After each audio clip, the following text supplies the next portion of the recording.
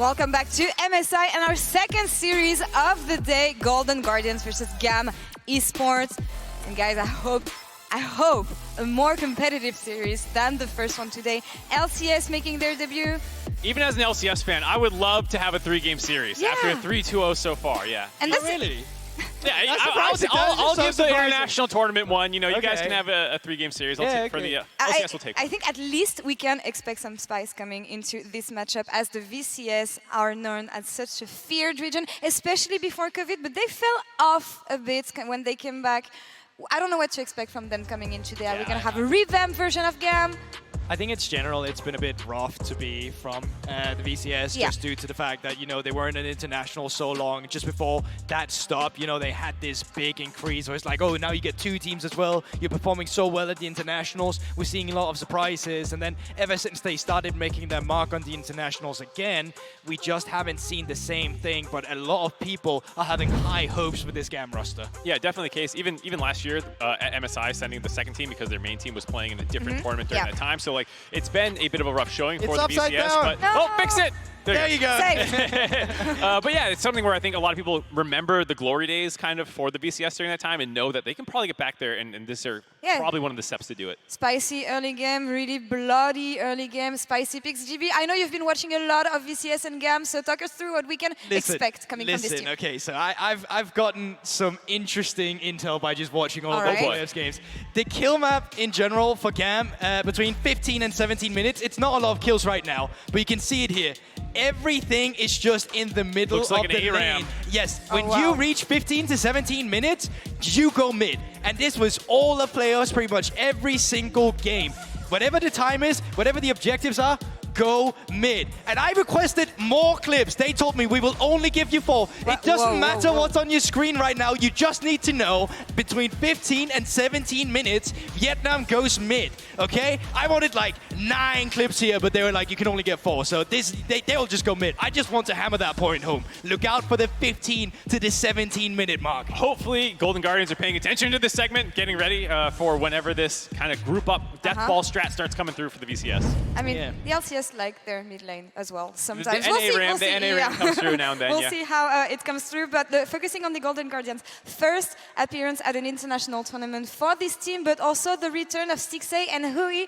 And I want to think of their run back at MSI 2016, reaching the finals, the Cinderella story, similar to what we've seen this year from the team. Definitely one of the highlights for North American fans. One of the best performances any time at an international competition came off the back of 6A in what was his rookie split at that time. He really exploded onto the scene, and it was a long road to get back here for him, getting comboed up with Hui, who had temporarily gone and been on 100 Thieves for a long time. Role swap to support. He was mid lane way back in the day, actually, during that kind of tournament run. So it's been a long journey for these two guys to get back together, but all split long. There's been a lot of interviews talking about how happy they are finally playing together again. Yeah, it feels like for a lot of teams as well, that's kind of what you need. If it's like, we see it so, especially so often this year, where it's like people really have lost hope in, players get together, form a team, and somehow they just make it work through good vibes, good work ethic, and the hunger to get back to where they once was. And let's share a bit more of the story of the Golden Guardians, because no one believed in them at the beginning of the year. No.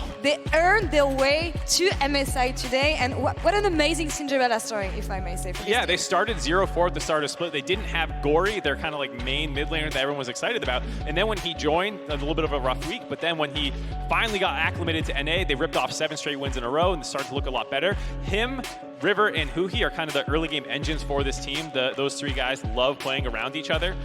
But then the late game, of course, it becomes a little bit more about 6A. Malphite for FLICKR had an incredible play that kind of saved their season and allowed them to actually make it here when they were down a game against FlyQuest in the losers finals. They almost did not make it to MSI, but that play was what kind of kept them in the game. Did Kobe at the start of the year say he always doubted them, or was he, you know, they barely had any belief? Everyone kind of doubted Golden Guardians, to be fair. I also just think in general as well, like as you put it right there, this thing by having that engage specifically on Hui as well, this team coming together as well through the engage through Licorice, it's just the fact that, you know, they have a meta right now where a lot of it can just be push your R buttons. Have a good read going into what's going to happen in a team fight. And if all 5 players are on the same page, they can make it work. And I think that's so much about what happened with Golden Guardians throughout the year, or throughout the split rather. They just found out how they wanted to play 5 players on one screen. And it's going to be interesting coming into today's matchup. Lots of interesting matchup all across the map. But what I want to focus on here right now is what we've talked about during Countdown, River versus Levi in the jungle, and over-aggressiveness, I hope, coming from the jungle side. Yeah, absolutely. 2 different distinct play styles. Levi loving to power clear, having a lot of team comps kind of built around him sometimes, even with his carry potential, whereas River is definitely the setup man for the side of Golden Guardians, oftentimes camping lanes, getting in there as early as possible, J4 spam, for example, level 2 creative ganks all around. Yeah, and that's the different matchup today, right? Levi, he's so much about that efficiency. I talked about it earlier today, but he will clear his full clear on a camp, for example, on Wukong, be back on Grump when it spawns instantly. So he's quite efficient with his pathing, but that also makes him predictable. And he's on the carries. That's why his kill participation is lower, because he plays a lot for himself.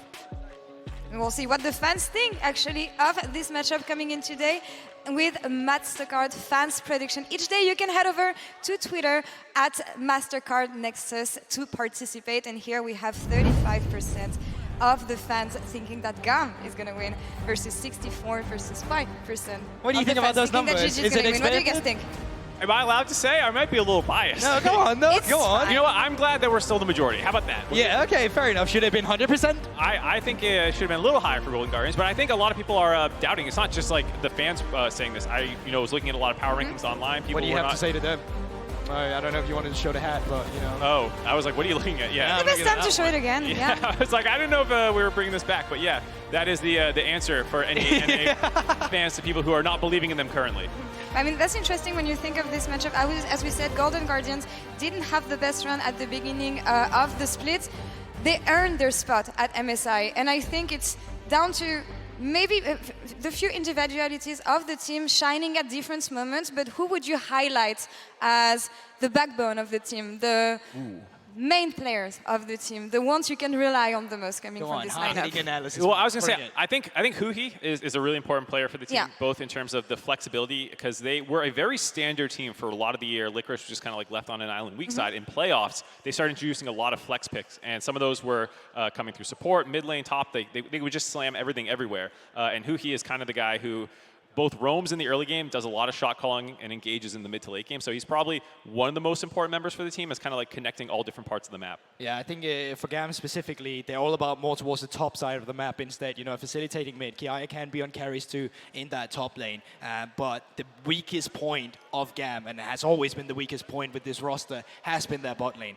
Style is, they're always taking 2v2s. They're quite often dying while they're taking these 2v2s. It's not always the prettiest side. I think that in terms of matchup down towards the 2v2, we have just seen what you can do in the BLG game. I think that's going to be a lot what Golden Guardians is looking for. Not so much to get that plating, but more so what so they can actually put Huhi out of the map with a good roam timing. Yeah, it's 2 different styles we've seen out of Stixxay and Huhi. They have played the Lucian Nami. They've looked pretty good on that. They can also go Lulu Zeri late game. They can kind of play both. And I think it will put a lot of pressure on Xin and Style to be able to adapt to whichever version that you're going to see early on. I mean, this is what's cool about the fact that, again, it's best of 3s. You can throw one of the looks at them early, give them the Lucian Nami maybe, and if you feel like that's too much pressure, Xin and Style can ban that one out in game 2 or something. You know, I'm really curious to see what KT will bring out in that mid lane too, because he's been really good as a facilitator. I wonder how much scrim they've been doing, because a team like GAM would actually love to play the Nautilus as well, that we have already seen quite a few teams picked up already. So like the Galio, the Nautilus, the Lissandrian, you know, all these champions that will actually make sure that the team can play around, and specifically for 2v2, like, I mean, Nautilus around Levi, if he's trying to get aggressive in the jungle, even with a Kindred, that can be deadly. So once again, like, jungle matchup, super important, bot lane matchup as well, crazy. I'm just wondering which side of the coin we're going to have from the Golden Guardians, because they have vast periods of time where they pop off, then fall again, then pop off again. They had an amazing run through playoffs, so are they going to keep on riding this momentum, you think, or what can we expect from I mean, if we're going to take Super Leaker Doinby's streams, I don't know if people saw on Reddit him saying that the LEC and LCS teams were stomping. One, Doinby and his scrim rumors do not always have the best track record, because apparently don't say that. FPX is doing incredible. Context don't matter. All right, yeah, we'll drop that one. But yeah, so maybe that's a good sign that, you know, Golden Guardians are in kind of one of their hotter streaks of gameplay. Doinby said Golden Guardians will win Worlds, pretty much what he said with that. I'm paraphrasing here. You know, don't quote me on that. That was Doinby. You know, he's saying that. Would always trust a world champion. Of course, we've got a small delay on stage before we introduce the next series, but we're working into getting into Champion Select as soon as possible, which gives us some time to talk a bit more about GAM. As we said, VCS, a region that came in clutch and came really strong the first times we saw them at international events with very early aggression. When it hits, it hits. But when they don't get this, oh, nice, thumbs up. Well, I don't actually know how much time we have for this one as well. I think some cool story that could be introduced here, you know, we want to talk about as well. But Kiaya, actually, their top laner as well. This is probably one of the craziest stories I've heard in esports, because when he was in first grade, he had to drop out already to help the family because they were in big poverty. So he pretty much never got a real education either. But he just kept playing League to the point where he got so good at it that he picked it up. He essentially learned his own mother tongue through League of Legends. He learned Vietnamese through the Vietnamese client. And it was actually to the illiterate point where when he was in the team house, the team had to write down his password for him on paper so he would always remember it. This is a guy who's really from childhood, you know, had to power through to get to this point. And I say it once again, it's probably the most powerful story I've actually heard in esports. Crazy to come out and then actually sit on a stage like this when that was where you started. So yeah, for Kiaya, amazing journey to get here as well. I can't even imagine what it means for players like this to have this journey and end up on stage playing an international tournament and proving himself. I mean, Vietnam has had such a large player base as well that people kind of talk about during that like end of the 2010s era, and it just sucks that they went through that COVID period for a region that doesn't have the infrastructure that a lot of the other regions do, these major regions that they were starting to punch and take down. It was such a cool underdog story, and I think it's a very easy team to rally around for that reason, knowing that they are, in many cases, you know, punching up above their weight class. Yeah, and that's the thing. They're always the underdogs. They're always the troublemakers, especially because they have this very aggressive style. And when I saw their games in some of the replays of the regional league, they toned down a bit on the aggression. And I'm just looking to see if it's going to translate here. I have a question for you two, actually, because all right. Vietnam actually used to be one of the #1 bloodiest regions. They've actually been overtaken now. Do you know which region has overtaken them? Any guesses? No, it's just no's. It's actually Europe. Combined kills in the early game has actually been the bloodiest region, with Vietnam coming in on afterwards. Yeah, it's crazy to think about, isn't it? Yeah, I mean, it's so surprising given that like Europe does get pretty crazy. I'll give you guys that some of the strats that come through pretty unique, but they don't scream just like full-on 5v5 burger flips 24/7. Well, I think a lot came down to the classic, like, here's 3 jungle camp clears into flip or just gank a lane, whatever, that Malrong really introduced. But yeah, so a lot of that early bloodiness. But, you know, Vietnam, they're coming straight after. They're really not far behind. So it's not to downplay what we're going to see here, because we can really expect high-octane gameplay. Do I expect it from the first clear? No, not actually. I think because of Levi, that will come through when you finally get, like, that second clear, third clear. That's where you're looking to create chaos, specifically if you have KT on a facilitator. And you were talking about the bloodiness of Europe, and for me, I feel like as a region, we came back to maybe finding new picks in the EMEA region, finding some new picks that can bring this bloodiness that was missing for the past years.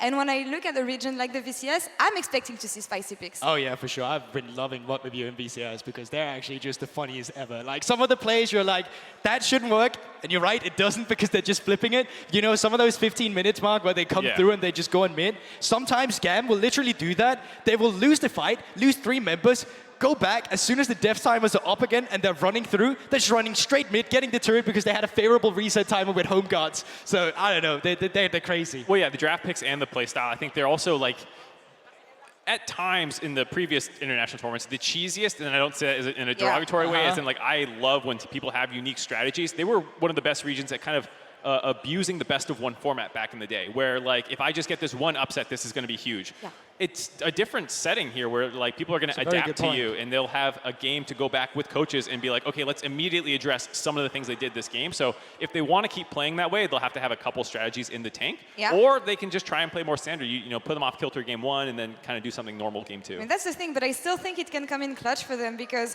we're starting to see some key picks and very high prior picks. So what do you want to see? If you get cheesed on game 1, ban the picks that got you into this situation, and then let some of the prior picks on the side. I think it's going to be interesting to see their approach. I think GAM is really easy to kind of stylize like this because you quite often just have style on a scaling AD carry instead, seen on a facilitator instead in that regard. You know, KT on a facilitator, they can play him with one control mage's carry if they're looking for it, but quite often it is to play around Levi, and Levi will often be on a carry. He played a lot of Wukong, played some Kindred too, some of these carries. He has been a facilitator at points at 2, but it's not when GAM's been looking their best. And then Kiaya up towards that top lane on his bruiser, soft carry. That's pretty much GAM that you can expect at their best, but I assume you can run through Golden Guardians better than I. Yeah, sure, but I was going to say real quickly on the Levi side as well, we've seen the Nidalee as like one of the 2 big junglers that was banned out. Kha'Zix is something we have yet to see with the isolation changes that hopefully does speak to the carry potential that, you know, Levi can play a lot of assassins, stuff like that. There's a chance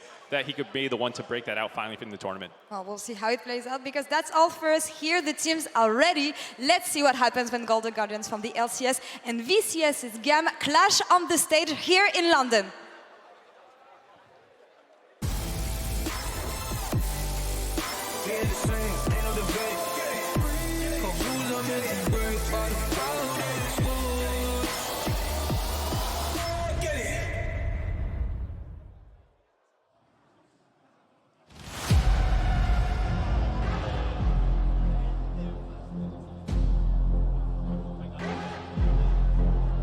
It's time for the LCS and VCS to take the stage.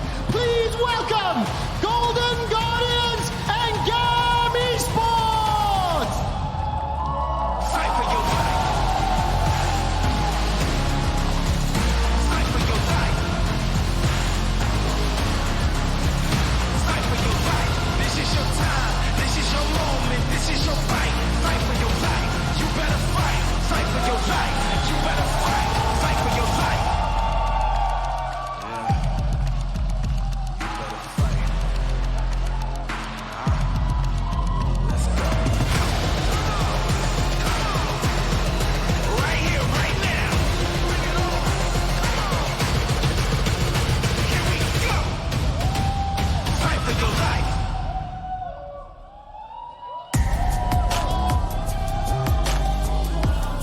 Quick shot joined at the desk by the one and only Plasma Razzle. How you doing? To the caster desk, dude. Golden Guardians taking on GAM. I love the hype. I love the hats. The FU cap sending message. Now I want to see GG stepping up their very first international appearance ever. Yeah, I mean, how are you feeling? This has the potential of being the most explosive match so far at the first stage. I completely agree, and I think not only in terms of just play style, we know that Golden Guardians' early game is exceptional. They're aggressive, they are forward, like the highest 4% for any of their roles. Yes. We know GAM and like VCS as a region, up until recently, one of the bloodiest of all time. So I'm expecting action, but in the chaos, who will step out on top? The contrast is really interesting. As you mentioned, the forward percentage from the side of Golden Guardians is one thing. Also, leading in the first 8 minutes of the game, goal difference is another thing. They tend to have early leads. Keeping it is another problem. Meanwhile, you look at GAM Esports, for them, domestically, actually fall behind quite frequently. It's more of them scrapping back, having superior team fighting that gets them from the 14-minute stage onwards, being able to find success. So I'm interested in seeing which team will start out gunning. And of course, what I do like about that is that little clash of styles. Yes. We saw yesterday in DFM PSG, in terms of who was good early, who was good late. It ended up being a little bit of chaos because what you are able to succeed with in your home domestic region doesn't always translate onto this stage. So will GG be able to have that strong lead? Will they be able to generate those advantages? And we're into draft. Are you expecting any shenanigans afoot? Because we haven't seen too much crazy things. First things first, the Lucian Nami is something that I'm looking forward to. 71% win rate from the Golden Guardian side. It's been their most successful bot lane. Stixay and Hui has been really successful on that one. That's from the Golden Guardians camp. From GAM Esports, Levi and his Wukong is absurd. And also, if you look towards Kiaya, he should just be focused right from the pick ban. 100% win rate on his Fiora, 80% win rate on his Jax. He is the carry god within the region, and now that's what Licorice has to deal with. Yeah, but bro, you have to put a number to Levi's Wukong. 16 games. True. 15 of them are wins. Disgusting. Right? That is exactly the word for it. Lucian, as well as Annie, Rakan, Kennen, and Jinx removed from the pool. So those bot laners hit pretty hard. I do like the Lucian ban, Stixay and Hui. In my opinion, probably the best Lucian Nami in the LCS, at least in terms of the success that they've generated. Yep. Get that out the pool, get it away from them. I know that those words coming out of your mouth, It stings, bro.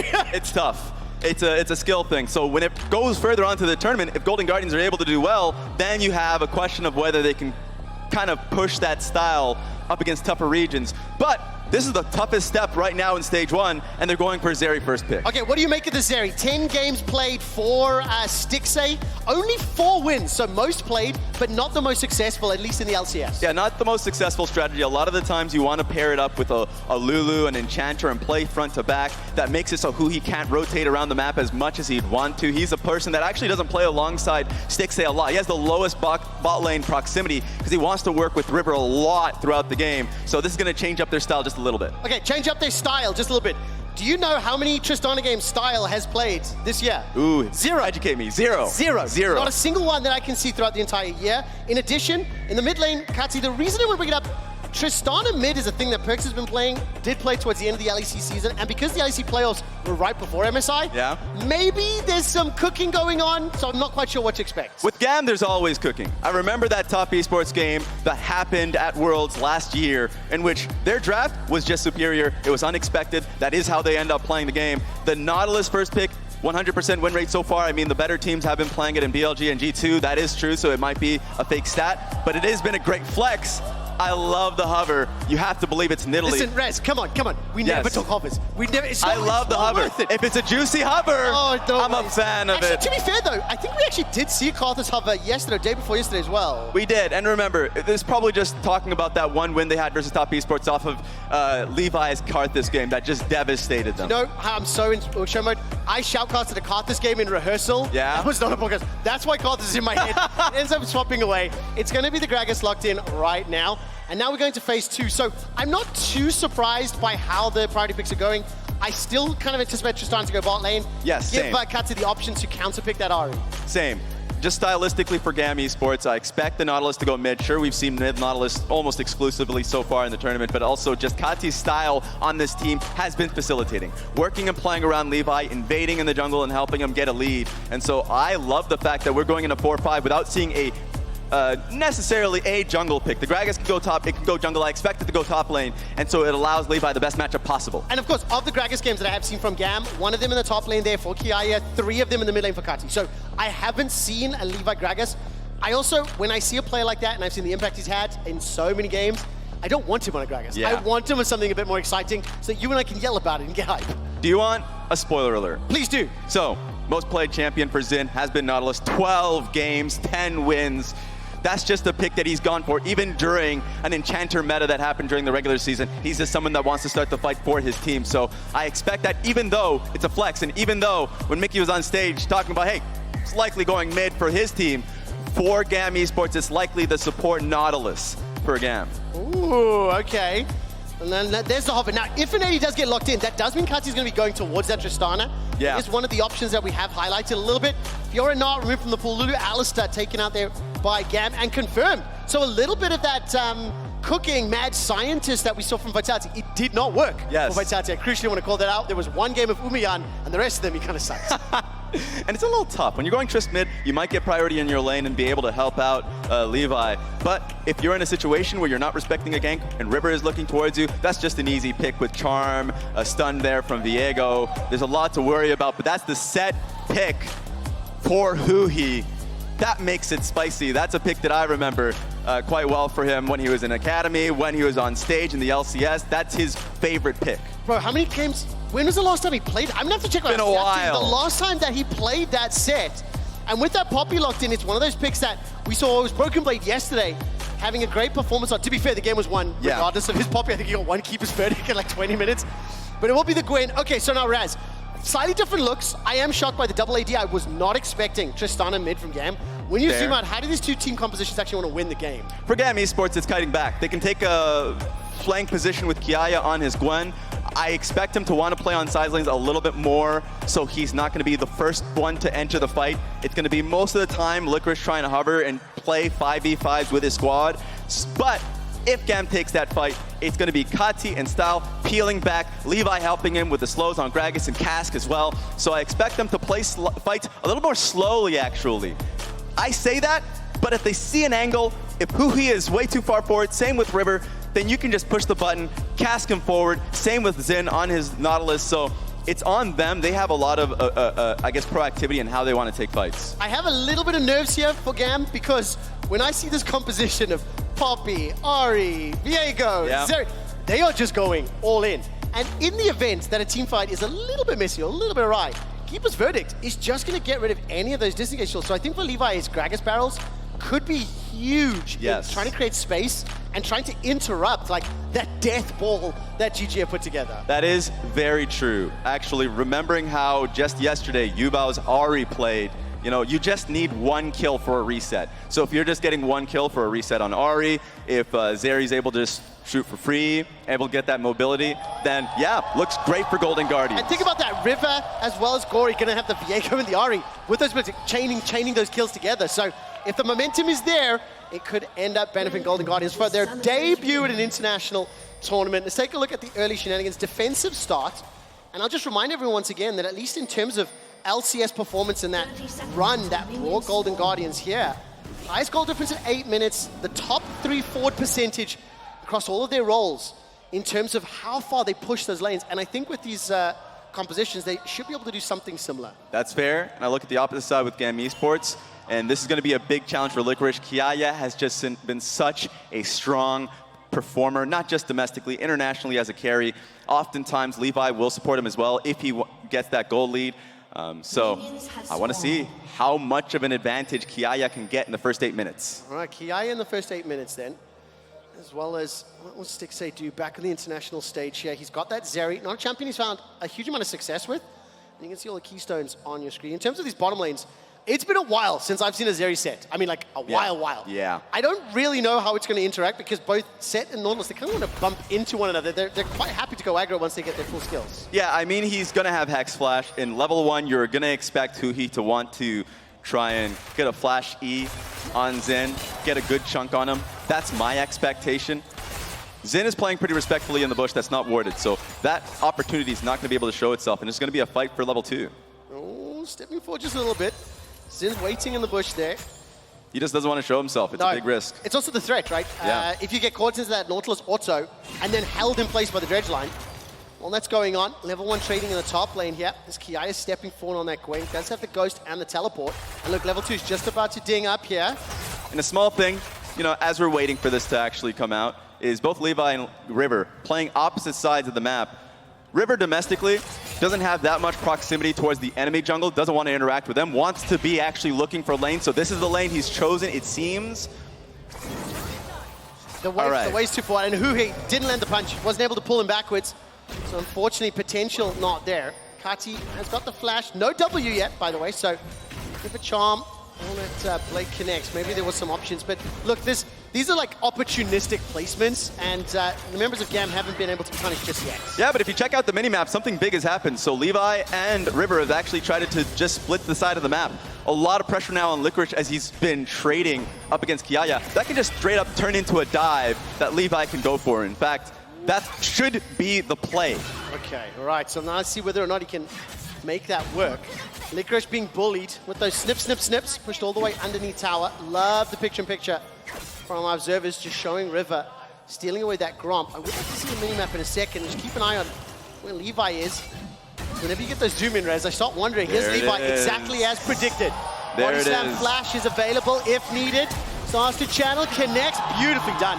Just beautiful. Instant, didn't give him a chance to respond there, but now Golden Guardians has to make it worthwhile and look for a dive bot lane. Style is really low. Yes, indeed. Teleport starting to be channeled. Kati's Tristan is coming out. Huhi's already down. River's the next target. He's committed that flash rocket jump forward there. Kati TP to save the life. Kill secured by Style. GAM up 1,000 gold at 4 minutes. Completely stuffed. Huhi walking straight in to start the fight, but he was way too low and got bursted down. So GAM Esports living high right now, making it on both sides of the map a positive. Oh, really nicely done. And the fact that both Gwen and Xayah have secured those kills is huge. Yes. For how those two champions want to take over. I think something we didn't have a lot of time to talk about with that Gwen, as the game plays out, can be that side lane threat. Use some of the wave clear from Trist and from Xayah. Buy time with Gragas if you need to. Kiaya could be unlocked on the sides. Yeah, that's true. And look at this. This has to be a lot of great prep coming in from GAM Esports side. Huhi going straight through mid in that line bush that is, and then gets caught out from that one. So no surprises there. Even though Kati used his TP bot lane, that should hurt him. He has been playing respectfully, and now we're looking at the top lane play quickly. So there was a worry that the W from Poppy could stop and buff the dive. Levi flashes perfectly to make it work. And then you look at the opposite end. Looking at Huhi's HP, I didn't expect him to go down so quickly. Nor did I at all. I mean, I was so focused on River coming in for the engage, but look, Feathers pulled back and then the tower. I mean, it's just, that burst damage is just too high. Didn't even give him a chance to use his shield on that one, and the TP was at a perfect timing of commitment. So Golden Guardians now really suffering. They're behind. Something we already talked about, the contrast in play. GAM usually domestically starting from behind. Golden Guardians usually starting from ahead. So like this has completely changed in GAM's favor, where they have been the better team fighters usually. I want to see how that can change for Golden Guardians if they can fight back. One thing I do like, the fact they are able to at least start off this dragon, will give them one of those opportunities to scale up towards, whether or not GAM chooses to contest the second or the third. It's one of those common sort of plays, the team that gets the kills of the gold lead early may end up conceding dragons because they can accelerate that gold lead. But for Golden Guardians, they are at least staying relevant on CS top and bottom, and there is a lead there for Glory because of Kati's TP. Fair. Now behind around 16 to 18 or so. There it is. And I'll take a little bit of a step back just to talk about how team fights would probably go for GAM. I said kite back. I think it's going to be difficult for Viego in fights in general to find anything just because of how, much of a disengage Levi could throw out there. Same can be said with Style once he has access to ultimate and already has cleanse. Like, those are things that will make it difficult for that first reset to start. Yeah, and of course that first reset can unlock so much more. Huhi gets booped down. Dredgeline connects onto Stixay. And they step away. Look at Levi, level 5, no flash available to him, and no support or flank here from River. No TPs either from Gold Guardian, so if GAM can connect that CC, but I like this, respect there. Huhi and Stixay immediately backing off, anticipating that some shenanigans could be up. All right, and they have eyes on River as well, so they know that this is guaranteed. It's just going to be on Stixay and Huhi to play this one respectfully. If you know that your jungler is seen, you don't want to make an action happen here, and especially if you're already off in a deficit, so... Oh, they're angling for a play. Go for it. Dredgeline is just sidestepped. Huhi, threatening at least, gets chunked out. Looking at the minimap. Here comes Kati's Tristana. That's the thing. Worst case scenario, they'll probably just zone Huhi and Stixay out in the next wave. Honestly, they could try it again once Kati gets the next wave back mid. Viego recognizes seeing Levi, and so he's just cutting straight through the mid lane, going straight and trying to get into his own jungle. Maybe he can defend his red buff, but the goal is to defend bot lane. I mean, this is so good from GAM. Controlled so far, calculated. Yes. Moving forward, once that wave was pushed back, Kati stepped out. River will run into Levi. Blast Cone, that was really good timing, actually. Levi snuck his way, I think, just past the crowd control. The dive ends up being thwarted. Yes. But it is still GAM sort of dictating the pace of this game. Exactly, and not overstepping. That's the thing. If they make the first mistake, not overstepping, a lot of people will come out of the whole conversation about the VCS and GAM Esports and expecting them to make mistakes, dive quite frequently. This is the pick. Snip, snip, snip, but Keeper's Verdict used to save Licorice's life. He is still even actually ahead on CS until that wave is cleared. So that is good, but that is the exact key ability that I think will be needed once Golden Guardians step forward. They have to make sure they get rid of the Gwen or get rid of that Gragas to focus those ADs. Exactly. So that was a good call there from Licorice, but the wave being pushed in, this is a perfect timing actually for GAM technically, just because off that base for Licorice, that should be an opportunity for Rift Herald, but with Huhi rotating up so early, it seems like it's just going to be a rush down from Golden Guardians. I mean, definitely the case. No contest. I'm just taking a quick look at some of the early game stats because, we mention it, but at least within the LCS, at 8 minutes, Golden Guardians traditionally have built up a good lead. Yes. Now, at 8, they are behind. Huhi and Gory being backed up by Stixay, turning the damage back around. Here comes River, can break the hearts of GAM. First kill secured by Stixay at MSI 23, and that is a great punish onto GAM. That was so smart from Stixay. Ordinarily in that play, Stixay would be the one sole bot lane, and the response from GAM Esports is to push through mid, try to come up bot lane, try and find either a dive or to defend him or like push him off the wave. He recognized that and just made the counter early and fought them straight through mid. Birdie num num! Style forced to use that ult to escape, has a lot of feathers down. Let me see whether or not he wants to play for that blade call. Instead, he's going to be able to escape. So ult used, and now Stixay can pressure forward. It's a minute to go until the next dragon is up, but that 1,000 gold lead has been caught back. And importantly for Golden Guardians, they've stemmed the bleeding.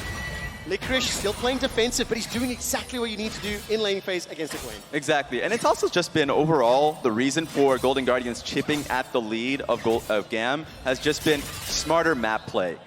It's been Huhi rotating up a little bit earlier and River just waiting for him to link up to get Rift Herald, and then Stixxay realizing he didn't want GAM to even be given a chance to trade on that side of the map, and then going through mid. Those two things have been key to Golden Guardians coming back. And of course they have a Drake, so now they can play for Drake stacking. They can. I mean, we talked a lot about like Golden Guardians early game, but for GAM, they only got first blood in half of the games they played. They got it this game. First tower in half the games they played.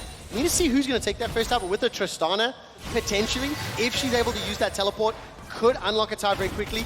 And similarly, like Heralds and Dragons, only 60%. So GAM coming out the gates the first 10 minutes have already shown a slightly stronger opening on the MSI stage, but that mid lane place is what really cost them that lead. That's true. And honestly, it's just been about subverting expectations. We've laid that expectations out in the desk and prior to the tournament about what GAM and Golden Guardians are so good at doing. And now not just from the draft alone, but in the gameplay it's been different. So Levi being on facilitating pick, and also the draft from GAM Esports playing towards more side lanes. Like this fight, Raz. Do you want GAM to fight? This should be a better fight for Golden Guardians. Okay, let's find out. Dragon is about to be secured. Just straight up 50-50, just watch each other. Managed to get the body slam down. First kill secured for both bot laners. Another for Gory. Kati is blown up. And Raz, you called it. This should be, that damn well was a good fight for GG. A 3-for-1 for Golden Guardians, and they didn't even need Huhi to use his W. Like, that's the most insane part, is that GAM had bursted him down perfectly, but just took the wrong fight. I have to be honest, I was a little thrown off by the fact they just stood staring at one another and watched Dragon go down. Like, a fight didn't start. I didn't really know what to do with myself. They're trying for a steal, and that's actually been one of the weaknesses of GAM domestically, is that even when they're kind of behind at certain moments or not really set up for success at a fight, they'll take the fight anyways. Because ordinarily they'll outplay that situation. So you can see Levi wanted to see if he can get the smite off, but you can see Huhi instantly in position for the engage, and even though he couldn't get his W out, as I mentioned, it was the first kill that was necessary for River to get off his resets. And of course, that set, by the way, third time that we've seen it in 2023 in the support role. Yeah. And the first time that Who's played it since summer 22. So it's been, 6-7 months. Big smiles on the faces of the players. I'm going to do something a little bit off kilter. I don't know if Gulborg can hear me. Is he here? But I wonder if Gulborg could join us in a minute or two, because he talked about the fact that GAM like to go ARAM style in the mid lane. Yes. From 15 to 17 odd minutes. And GAM are starting to get bullied a little. Look at this bottom lane. They're being pushed in, they're being shoved backwards. And we'll see if we can get Gulborg's attention. Maybe he can come join us and help us highlight this weird quirk of their play style. Yeah, but while we're waiting, and if it ever happens, Style is just stuck. He's in prison. We're just waiting on the next wave, basically, to see what his sentencing is. Oh, Schrodinger's Zaya, both dead and alive at the same time. Gets the root down, but it's onto Huhi. He tanks up the tower. Stixxay survives. The plates are secured. And Golden Guardians, 1,000 gold up, 203 on that Zeri, and 202 on Rivers Viego. That is a great bounce back from conceding the early kills. Yeah, I mean, it's just been looking great for Golden Guardians from the 10 minutes point onwards, and how River and Huhi have been playing A, their fights, and B, how they supported and played around Stixxay. Oh, look at that damage already. Orbital Deception as well as an Everfrost combo. Tower dive opportunity, but look, it's going to be dash into the wall for Ki. Steadfast presence, buying time, flash, and Keeper's Verdict. Poppy, Copter, connect. Successful. That was great. Really well done. There it is. He chose his target wisely there too, so he's able to defend off the dive.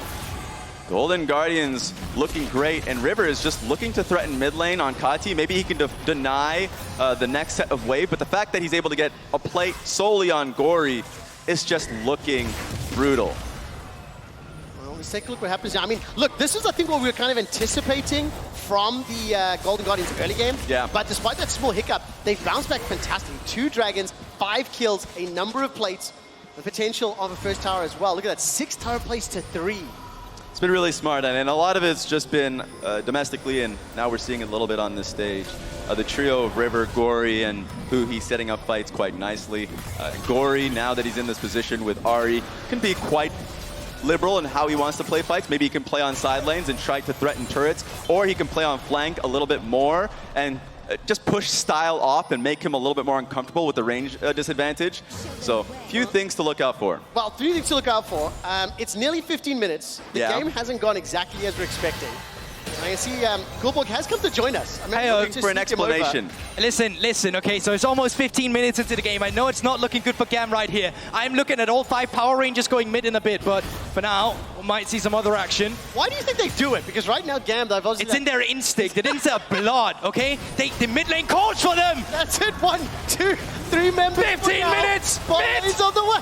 They're starting to commit for it. I actually cannot believe you're almost there. But Gwen and Zaya are taking the side, so you got another minute and a half before it plays out. Wait for the reset, okay? They're resetting now. You can see the AD carry movement for Style as well. Let's see where they go after. It may be disrupted just because there's a Drake up in less than a minute, but we'll see. I mean, I love the fact that you're at it here. It's like the opposite of a caster's curse. The fact you're able to come in there. Maybe it's because originally you took the analyst desk position, so we need to try that more frequently. I mean, look, the reason that I wanted to bring Gulborg up is just, it's one of the weirdest things I've ever heard an analyst in a decade say. Yeah? And it's just, it's a strange code, but you showed the kill map, like, the proof is in the pudding. I had like 9 replays, and production told me we can only get you 4 at best. Rez, that is like 4-ish people. I do think the Dragon is throwing off the timing a little, but they were grouping, they were pushing mid to then head towards that Dragon. Ah, but they've been countered. The fact that they're going up against Nayram. Oh! What can they do? We should just call it Murder Bridge then and see how it plays out. Yes, we've been molded in the darkness of just staying through mid lane. Oh, hold up here. There is a Herald in the mid lane. We could see more members come around in just a bit. Could be a fight into a Drake, but for now, I think Golden Guardians with that mid lane pressure, they're going to reclaim the vision around the Drake, and they're going to pick up their 3rd Drake, putting them on soul point. But look at the mid lane. We still have 4 members here. I mean, look, I do think as well, it's like, it is one of these like contested picks as FLICKR will once again get a fantastic keeper's verdict. Gulborg, I think as we're going to set up for this next Dragon fight, I want to say thank you so much. That was great. I appreciate I was going to say, it's We will- past the 15-minute mark. I'm leaving again. It's in your We'll hands come back now. later. Please say thank you to Law for letting us borrow you for like 5 minutes. All right, so back in game now. 2,000 gold, the 3 Dragons at 16 minutes. Raz, every LCS fan is going to be pretty happy about the state of the game right now. Golden Guardians in their debut game on stage, despite one small stumble early, they've really answered well. And in particular, this Licorice Poppy pick, it has defended and absorbed so much pressure. And he deserves credit for it. That second dive, I mean, the first dive was impossible to really deal with how well it was played out. Second dive, the moment he had access to ulti, just quite impossible for Levi. And it has to feel frustrating for GAM Esports because domestically, they're quite, used to dealing with bloodiness. They're quite used to dealing with teams taking fights to them. In fact, oftentimes, instead of trading sides of the map when they're behind, GAM Esports will defend the play and take the fight anyways. But it's been Golden Guardian saying, I don't think so. Gory, Onari can ult away, pass flash, worst case scenario. Same could be said with River if he's in a tough spot, and we've seen a lot of times with Licorice really defending pressure, so it's just tough, man. It really, really is tough. And for GAM, now they're going to need to use all of those disengage tools to their advantage. The Buster Shot, the Feather Storm, because they're going to start getting dived. I mean, look at this. Golden Guardians, 1, 2, 3, 5-man stack towards the top. KT is trying to take that bottom tower, does so. And while the top tower is going to be traded. And this is smart from GAM Esports, because their comp, as I mentioned, has to play through sides, and they're defending the play on Kiaya, Zin, and Levi doing a great job to make it so he can at least be there and not die and fall. He can maybe farm up a little bit, take some experience, worst case scenario, while Kati has been farming on the opposite side of the map. So they're behind, but they're not out. It's not an impossible game, but they must fight the next Drake. The Drake Soul is there for Golden Guardians, and it's favorable to them. But they have to fight it better than they did the previous Drake. Yeah. Like, just standing, staring, waving at them. I mean, I'll acknowledge Huhe and Jin obviously did initiate the fight on the north side of the river. But both junglers just stared at one another. It's like, all right, who's going to hit Smite? Who's going for it? Who's going to get it? And meanwhile, on who he's at, he's like, I got the fight. I'm ready for this positioning. He's thinking about the fight while River's thinking about the Smite. So it's a nice kind of situation to be in. I will say for GAM Esports, ideally, if you're kind of falling behind but you want to take the next fight, you're just trying to farm the next member who has Flash. Sadly, all of Golden Guardians will have Flash next Drake when it does spawn up. But I would look for stick safe. You can get a good situation, a Gragas Cask or an ulti from Nautilus on him, then that could be a point of attack. I mean, look at that. Kati got, what, four autos onto Licorice. Kraken Slayer for both him as well as Zaya. They need a little more time. I think 3 items each is ideally where these both ADs could shred through that front line. Yes. Tristan and Zaya are particularly good at them and adept. And if they've got the mobility tools, they will be able to have enough time to get enough autos down to burn through the front line. So there's part of the voice in the back of my head saying, there's a little bit of a timer on Golden, but there's great scaling on both sides. It will come down to execution, of course. But I do like the range, I do like the mobility or the disengage tools that the two carries of GAM have. It will be a little bit tough for Style because just from a front line perspective, Zin and Levi, quite fragile, especially with Levi, of course, going AP as you should. So it's going to be on Style to recognize that Gory's break kind of threaten him on the side lane, or at least on the flanks, and that Huhi could just straight up send Levi or Zin right onto his head, and he has to blow his ulti early. So while that's the case, the start of the fight is going to be a little hard, and it's going to be reliant on Kiaya. If he can get a good enough chunk on LFLICKR top side, as I'm mentioning that, Kati's in threat. Yes, he is. Going to need to buy so much time. He's going to be able to rocket jump for now, get smacked in the place by the King of him dead, and that's just easily done. Teleport secured, a minute to Dragon, 40-second death timers.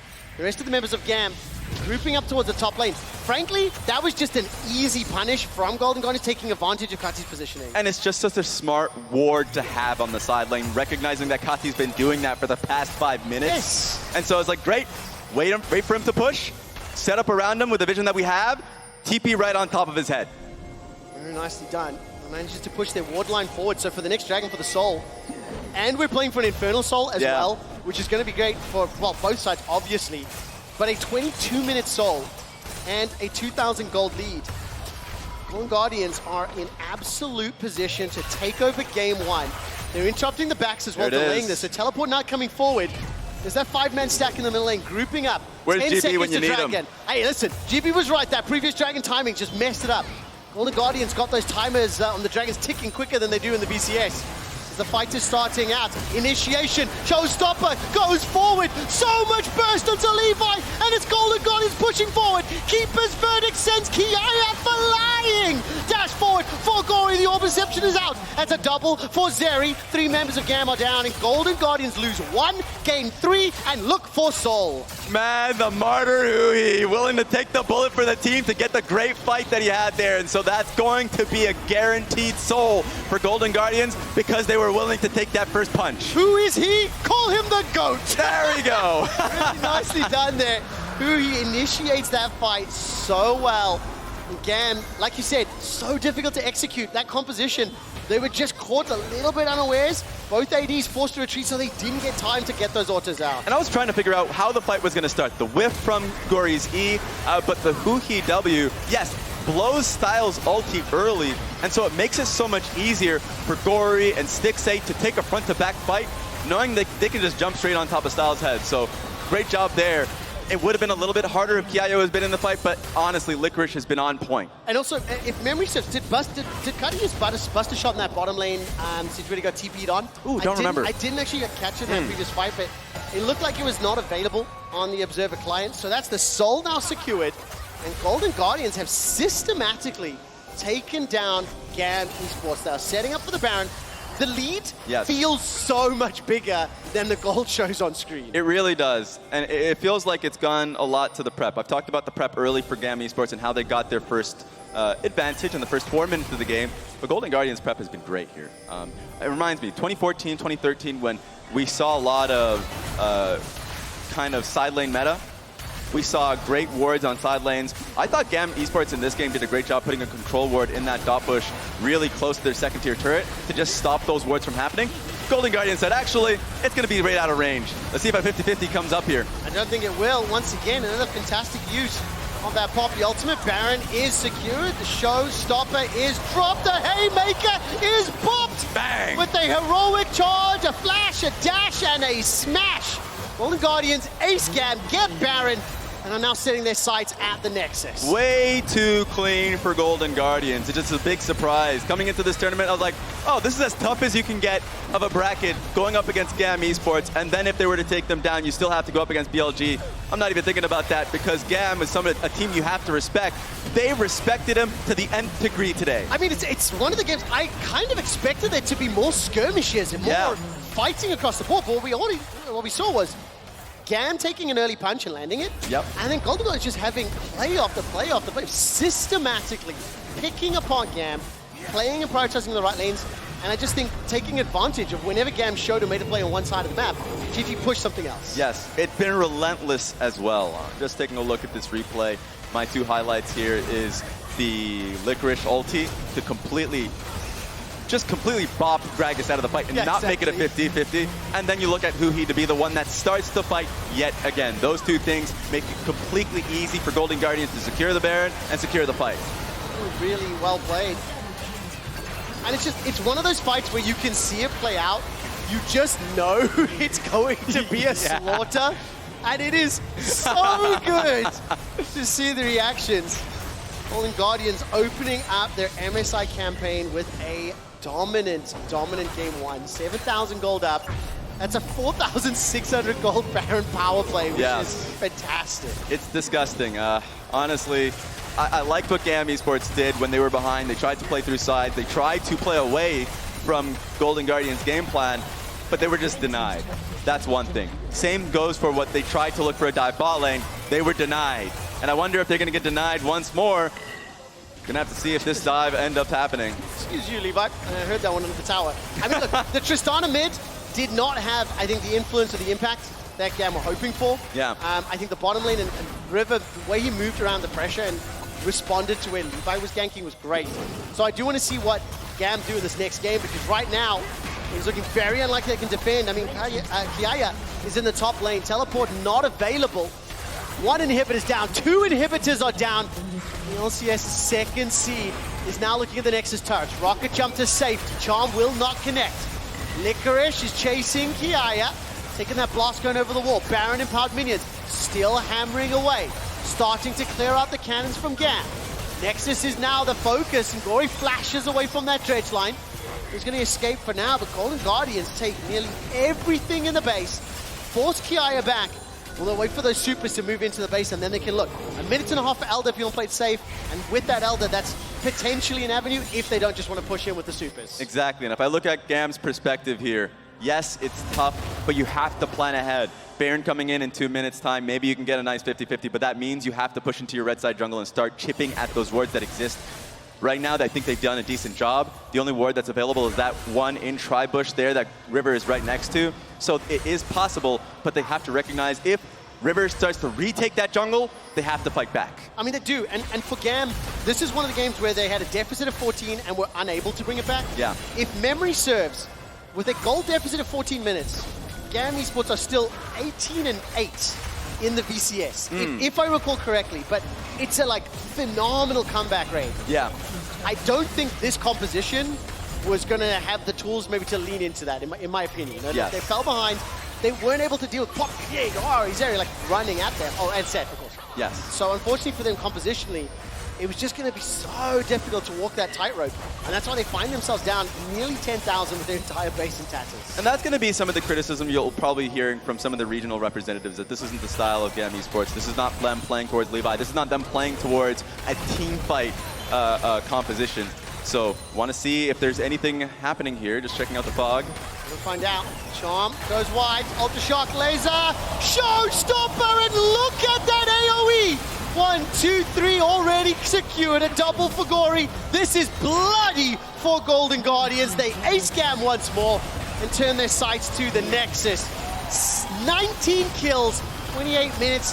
The Soul, and the first win for the LCS and MSI. The first international victory for Golden Guardians. What a great way to kick off their first international appearance for Golden Guardians. A statement game there. Huhi, to me, was the playmaker. Agreed. He was huge. Agreed. We talked about it a little bit, the fact that he hasn't played set all split long. Yep, since summer last year. But Trevor, I say Trevor. That's my name, bro. I meant Stixay. Stixay's talked about it in interviews. He's talked about how, hey, if Huhi talks about a pick that he hasn't picked throughout the split, or maybe haven't picked in practice, you just trusted him. He just goes for something new. 18 unique picks throughout this split, and you just add another one to that list. That is phenomenal. I love seeing the reactions. Golden Guardians ecstatic as they walk off stage. The one thing I will ask you, though, in terms of the draft, I did not expect that from GAM at all. It's not the look I was anticipating. First time Gragas that I've seen this year, first time Tristan of Katsi that I've seen all year. Yeah. Is that an indication that the team is trying something new? Or is it a bigger hint of how the meta is shaping up? Because bot lanes like teamfight type comps has kind of been the flavor that we've been seeing. I think they tried their hand at flexing, recognizing that Golden Guardians would do the same with those exact same picks. Yeah. Tristana especially, the Gragas is another one. They tried to play to their opponents, and I think they'll have a different angle going into the next game. Absolutely, they should. I wonder if they'll go back to what's worked for them within their domestic leagues, within the VCS. GAM Esports got really, really controlled, and it's one of those strange games, unlike what we saw out of BLG earlier, where they accelerated the tempo, they completely crushed. It was like action, action, action. This was really calculated. It was really calm. And for a team's debut, matches on stage, obviously there's a wealth of experience in the players. That looked really good from Golden Guardians. Exactly. I would say the first things that comes to mind from the side of Golden Guardians, River got to play exactly how he wants. Split map, so he can play a lot more of a surgical game. You look at Huhi as well, being able to link up with him and make plays. That's one thing. For GAM Esports, a change that I want to see, play towards that carry action, or even just a Wukong that has been so successful for him so they can take the fights that's worked for them throughout the split. That's something that they could play towards. And also, hey, Levi loves to invade and make it a 1v1 to River. So give him that opportunity so he can actually do that. So maybe they can guarantee a better level 1 so they can secure that they have a mirrored matchup. I definitely want to see something like that myself, because we are busy getting ourselves set up. Excuse that for Oh, a brief snap. moment. We will be going with the analyst tests in just a moment, ready for production to give us that heads up. But I definitely think I want to have a chat about, in terms of the early game and how split maps played out, where River was spending his time, where Levi was spending his time, in terms of pressure, because I did feel that FLICKR, while he was a recipient of their first gank, after that, almost every time they went there, Golden Guardians got something as a benefit. And I think that speaks a lot to FLICKR's ability to just kind of soak up a lot of pressure. He's done that throughout the regular season on his Malphites and all that, and he's able to do that again. We are ready Let's to go. for it. Thank you so much. Let's head over to the analyst desk. We'll be back for game 2 in just a minute. Yes, thank you, Quickshot. Lots to say about this game, but the LCS start MSI 2023 with a W, and it feels good for the region. Now the casters relieved. I was for the first 3 or 4 minutes of that game were freaking me out. We'll talk about this in a few, but the casters was just mentioning the fact that we saw a lot of surprises with this draft, especially coming from the GAM side with picks that we don't usually see them play.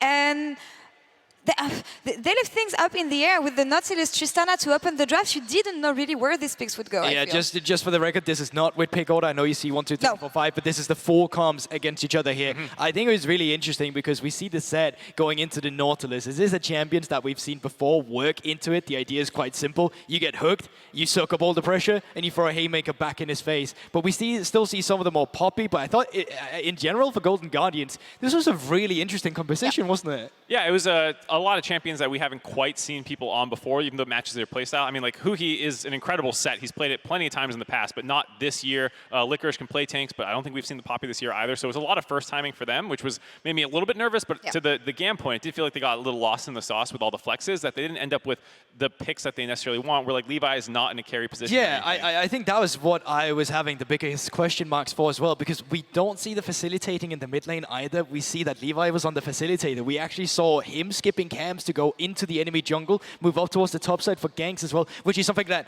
we don't usually see from Levi, okay? He needs to, or he doesn't necessarily needs to, but he's usually the carry that gets played for. This time around, he took a step back. He was the facilitator, and you could see GAM was a bit uncomfortable with that playstyle. Uncomfortable, but it played out well for them in the early game, especially with Levi trying dives on the top lane, and then backfiring on the bot lane for GG with like an unfortunate dive. Yeah, that's why I was getting terrified. Because okay, you got the Gwen counter pick into the Poppy, and you initially have this really nice early dive because there was that kind of split map jungle situation that went through, and you go, okay, that was the strong side for GAM. They execute on the dive. I'm hoping for the same thing on the bot side. Yeah, the problem is that Huhi here walks up to ignite, then bails and like, wait, I don't actually want to go for the dive anyway, and then you're already rooted down. So despite no one actually auto-attacking, use the abilities, that ignite into, oh god, I actually didn't want this, abort, and then like, you know. Yeah, and that's your strong side of the map that happened. You know, you lose your flash on your jungler, so River's on the back foot, and it felt like, okay, we can't play make around Gory as easily now. So it was a moment where I was like, oh, this could get very bad very quickly if they keep snowballing top or anything like that.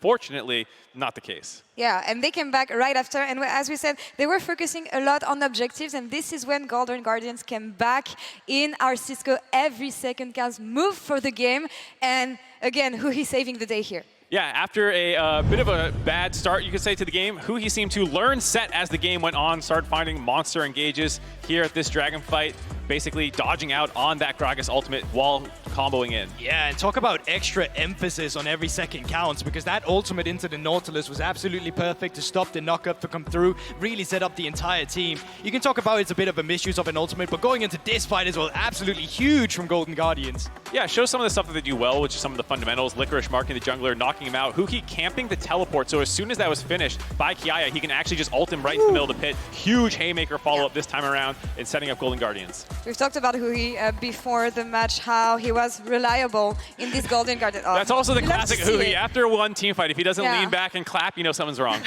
I mean, that's the thing. We've talked about how you have really successful role swap. I think in the case of Hui, it's really the case here. Adding another pick to his champion pool and really using the picks that are going to set up his team the best way. Yeah, and you were talking about it, you know, we can definitely see him on Enchanters if that's what we're looking at. I think for me personally speaking, I love the most when he's on Engagers. Yes. And even in a situation like this, where the pick just makes sense, once again, you can play it as a kind of disengage, you soak up the pressure, you find the right moment. There was times where he pulled the trigger a little too hard, but it was pretty much only one fight where it looked too questionable. Outside of that, he was really perfect on the engage, on how he needed to play this game and what his role needed to bring in the team.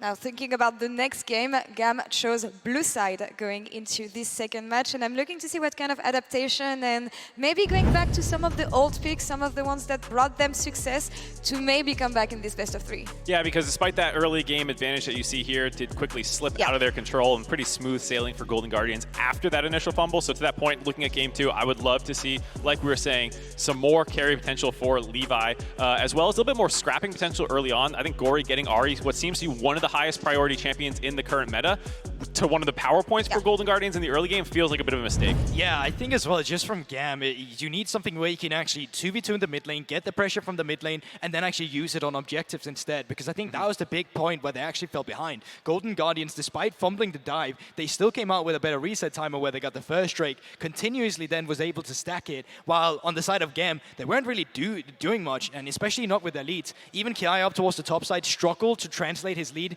into more kills, into more gold, because every single time the Poppycopter would just go slam it down, and you know the Gwen was just out of there. So yeah, they couldn't really translate their leads. True, and on the side of GG, really good execution later on in the game and played to their team's strength. Are we happy with what we saw so far? I'm plenty happy. I've seen G2 and how scared they can make you. That was actually not that bad in consideration. Yeah, Might come now. Let's not breaks. We'll see after the break what happens. With that, we're going to head into a quick break and we'll be back right back for game 2. Just 2 things today. Let's just make sure we listen to each other and be confident. Like, if you guys see a fight angle, let's fight, okay? There it Snap is. Flash is available if needed. Saster channel connects. Beautifully done. Just beautiful. Dragon is about to be secured. Just straight up 50-50. Just watch each other. Managed to get the body slam down. First kill secured for both ball laners. Another for Gory. Dante is blown up. Raz, you called it. This should be, that damn well was a good fight for GG. Nice. Who is he? Call him the GOAT. There we go. Really nicely done there.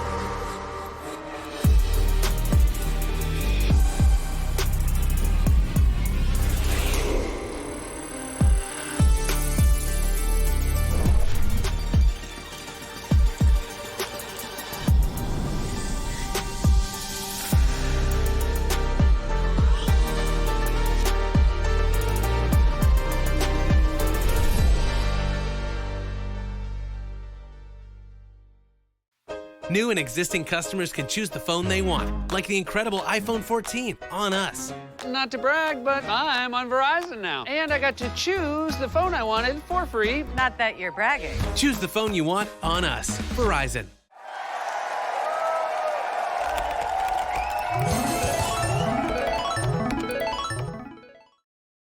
I'm not here to hurt you. I'm you.